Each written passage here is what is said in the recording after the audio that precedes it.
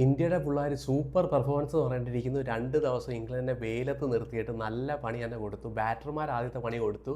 രണ്ടാമത് ബോളർമാരുടെ പണി കൊടുത്ത് പറഞ്ഞു വിട്ടു എന്ന് പറഞ്ഞിട്ടിരിക്കുന്നു. മനോഹരമായിട്ട് ഇന്ത്യയുടെ ബോളർമാർ ബോൾ ചെയ്യുമെന്ന് പറഞ്ഞിട്ടിരിക്കുന്നു. ഫസ്റ്റ് ഓഫ് ഓൾ നോക്കുവാണെങ്കിൽ ബെൻഡക്കറ്റിനെ ബക്കറ്റിലാക്കി ഡക്കിൽ പറഞ്ഞു വിട്ടിട്ടുണ്ട്. ഓലിപ്പോപ്പിനുണ്ടല്ലോ ലോലിപ്പോപ്പും കൊടുത്തിട്ട് പറഞ്ഞു വിട്ടിട്ടുണ്ട്. ജാക്ക് ട്രോളിയും പറഞ്ഞു വിട്ടിട്ടുണ്ട്. ടോപ്പ് 3യെ ഒടിച്ചെന്ന് പറഞ്ഞിട്ടിരിക്കുന്നു. ഇന്ത്യയുടെ ബോളർമാർ സൂപ്പറായിട്ട് ബോൾ ചെയ്തെന്ന് പറഞ്ഞിരിക്കുന്നു. ആകാശ് ദീപ് കറക്റ്റ് ലെങ്തിൽ ബോൾ ചെയ്തെന്ന് പറഞ്ഞിരിക്കുന്നു. സിറാജ് വന്ന് കറക്റ്റ് ലെങ്തിൽ ബോൾ ചെയ്യുന്നു.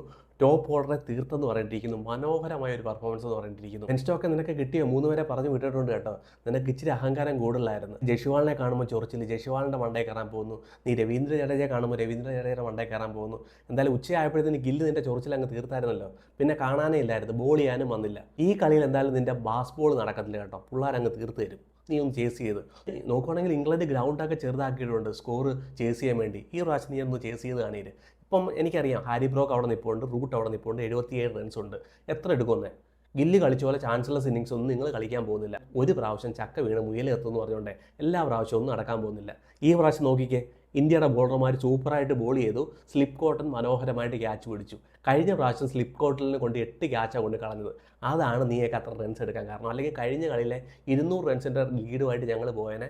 ഈ കളിയിലും എങ്ങനെ പോയാലും എഴുതി വെച്ചു 250 റൺസിൻ്റെ ലീഡുമായിട്ടെങ്കിലും നമ്മുടെ പിള്ളേർ പോകും. ഹാരി ബ്രോക്ക് ചിലപ്പം അല്പം കളിച്ചേക്കാം, റൂട്ട് ചിലപ്പോൾ അല്പം കളിച്ചേക്കാം, ഒരു 100 റൺസിന് എടുത്തേക്കാം. മാക്സിമം എത്ര എടുക്കും?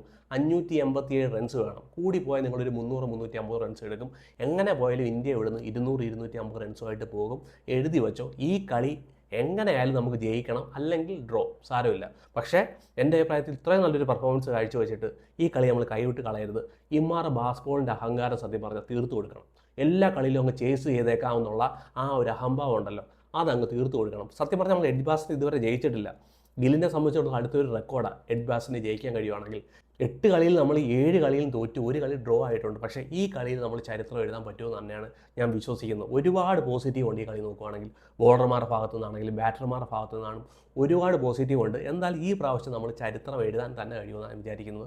പിന്നെ ഇന്ത്യയുടെ പ്രിൻസ് ശുഭ്മാൻ ഗില്ല് സേനാ കൺട്രിയിൽ 100 ഇല്ലേ എന്നുള്ള നിലവിളിയായിരുന്നു. അവിടെ ഡബിൾ 100 എടുത്ത് എന്തായാലും മറുപടി തന്നിട്ടുണ്ട്. സത്യം പറഞ്ഞാൽ 300 എടുത്തു പോയേനെ. എന്തോ ചെറിയൊരു മിസ്റ്റേക്ക് പറ്റിപ്പോയി. അല്ലെങ്കിൽ ഇന്ന് എന്തായാലും 300 എടുത്തുകൊണ്ട് പോയേനെ. അനവധി റെക്കോർഡും പോക്കിലിട്ടുകൊണ്ടാണ് ഗില്ല് ഇവിടുന്ന് പോകുന്നത്. ആദ്യമായിട്ട് ഒരു ഏഷ്യൻ പ്ലെയർ സേനാ കൺട്രിയിൽ പോയിട്ട് 200 എടുക്കുന്നത് അത് ഗില്ലിൻ്റെ പേരിലാണ്. വിരാട് കോഹ്ലിയുടെ ടെസ്റ്റിലെ റണ്ണ് പൊട്ടിച്ചു എന്ന് പറഞ്ഞിട്ടിരിക്കുന്നു. ഒരുപാട് റെക്കോർഡുകൾ സത്യം പറഞ്ഞാൽ ശുഭ്മാൻ ഗിൽ എന്ന ക്യാപ്റ്റൻ പൊടിച്ചു. സൂപ്പർ പെർഫോമൻസ് കാഴ്ചവെക്കുന്നു പറഞ്ഞിരിക്കുന്നു. ഇന്നലെ തുടങ്ങിയതാണ്. 211-ൽ 5 വിക്കറ്റ് നഷ്ടപ്പെട്ടു. സത്യം പറഞ്ഞാൽ ഇന്ത്യ ഒരു മിനി കൊളാപ്സിലോട്ട് പോയെന്ന് പറഞ്ഞിരിക്കുന്നു. എന്നാൽ അവിടെ രവീന്ദ്ര ജഡേജയുമായിട്ട് ചേർന്ന് 203 റൺസിൻ്റെ ഒരു പാർട്ണർഷിപ്പ് സത്യം പറഞ്ഞാൽ ഇന്ത്യയെ കരയ്ക്കെത്തിച്ചു എന്ന് പറഞ്ഞിരിക്കുന്നു. സ്ക്വയർ കട്ടൊക്കെ കാണാൻ എന്നാ രസമെന്ന് പറയുമ്പോൾ ഒരു ചാൻസ്ലെസ് ഇന്നിങ്സ് എന്ന് പറഞ്ഞിരിക്കുന്നു. ഒരു രീതിയിലുള്ള ചാൻസും കൊടുത്തില്ല ഇംഗ്ലണ്ട് ബോളർമാർക്ക് എന്ന് പറഞ്ഞിരിക്കുന്നു. അവസാനം ബെൻ സ്റ്റോക്ക് തലയിലൊക്കെ ചൊറിയുന്നുണ്ട്. ലാസ്റ്റ് എന്തോ ചെയ്ത് റൂട്ടിനെ കൊണ്ടുവന്ന് ഹാരി ബ്രോക്കിനെ കൊണ്ടുവന്ന് അവൻ നാസർ ഹുസൈൻ പറയുന്നതായിട്ട് ഇനിയില്ല ബെൻഡക്കറ്റും കൂടെ ഉള്ള അവനെയും കൂടെ റേപ്പിക്കാൻ പറയുന്നതായിട്ട്. അതുപോലത്തെ പെർഫോമൻസ് ആയിരുന്നു. ഒരു രീതിയിലുള്ള ചാൻസും കൊടുത്തില്ല. ബെൻ സ്റ്റോക്ക് വിചാരിക്കും ഇവൻ്റെ വിക്കറ്റ് എങ്ങനെ എടുക്കൂടെ ഞാൻ, ഇവൻ വല്ല മിസ്റ്റേക്ക് കാണിക്കാതെ എടുക്കാനും പറ്റത്തില്ല. എന്നാൽ ഗില്ലൊട്ട് ഒരു മിസ്റ്റേക്ക് കാണിച്ചതുമില്ലെന്ന് പറഞ്ഞിരിക്കുന്നു. ചാൻസ്ലെസ് പെർഫോമൻസ് എന്ന് പറയുന്നത് ഒരു രീതിയിലുള്ള ചാൻസും ഇംഗ്ലണ്ട് ബോളർമാർക്ക് കൊടുത്തില്ല. ഗില്ല് എന്തെങ്കിലും മിസ്റ്റേക്ക് കാണിച്ച് വിക്കറ്റ് കൊടുക്കാമെങ്കിൽ കൊടുത്തു എന്നുള്ളൊരു പെർഫോമൻസ് ആയിരുന്നു പറഞ്ഞിരിക്കുന്നത്. Super performance Gill.